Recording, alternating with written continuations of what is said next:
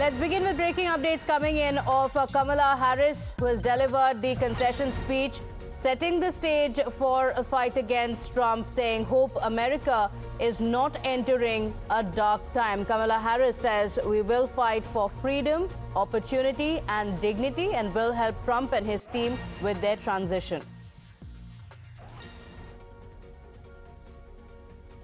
Good afternoon. Good afternoon. Thank you all. Thank you, thank you. Thank you, thank you. So let me say, and I love you back. And I love you back. So let me say, my heart is full today. My heart is full today, full of gratitude for the trust you have placed in me, full of love for our country, and full of resolve. The outcome of this election is not what we wanted, not what we fought for, not what we voted for, but hear me when I say, the light of America's promise will always burn bright. As long as we never give up, and as long as we keep fighting.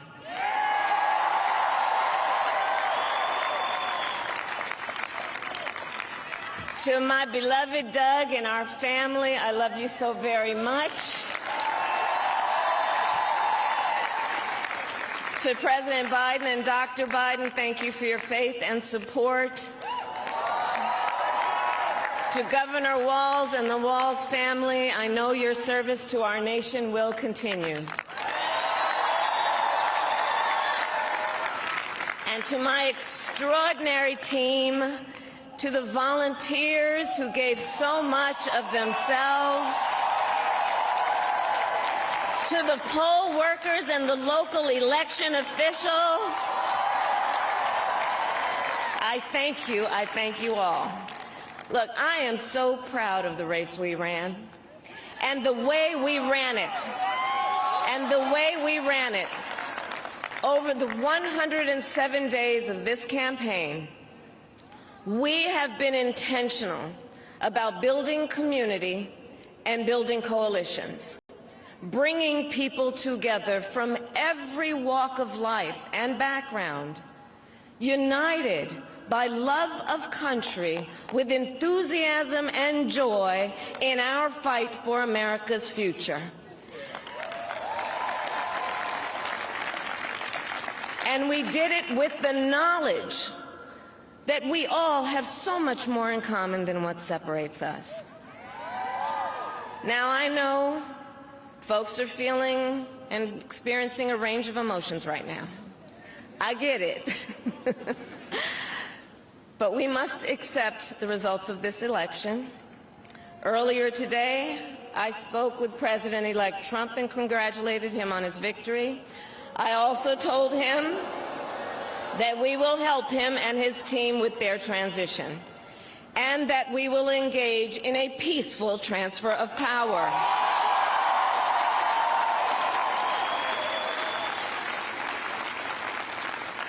A fundamental principle of American democracy is that when we lose an election, we accept the results.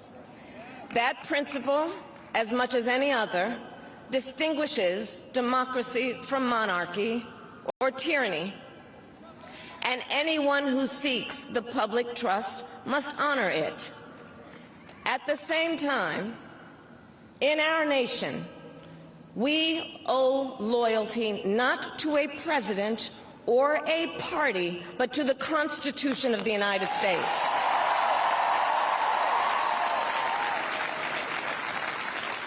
And loyalty to our conscience and to our God. My allegiance to all three is why I am here to say, while I concede this election, I do not concede the fight that fueled this campaign.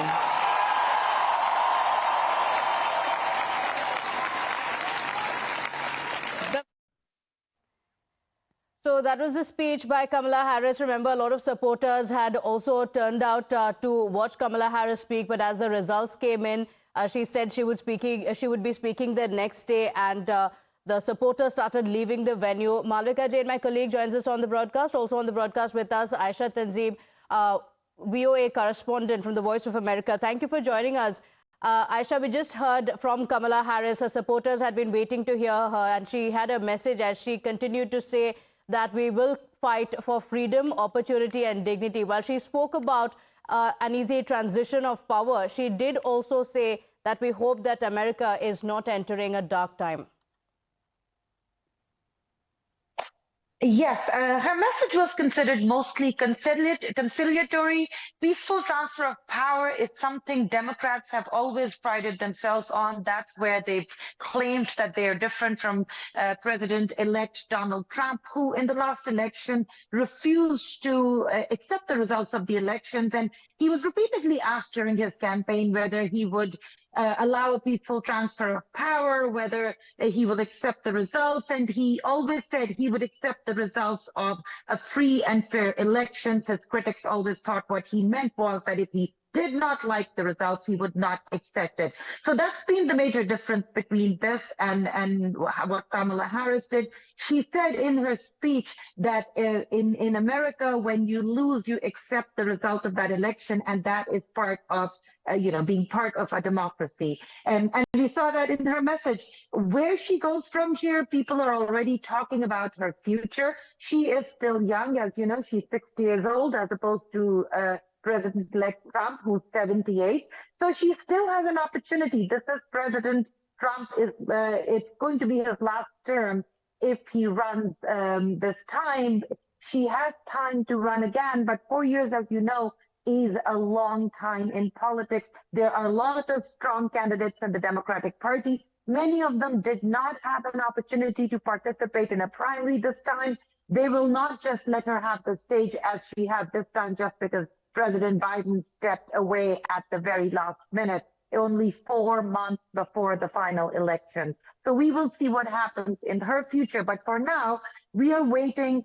As we know, the results are still trickling in, but it's very clear President-elect Trump is going to be the next president. The states are going to certify the elections by December 11th. On 17th, the electors will vote. And on January 6th, the Congress will certify those votes.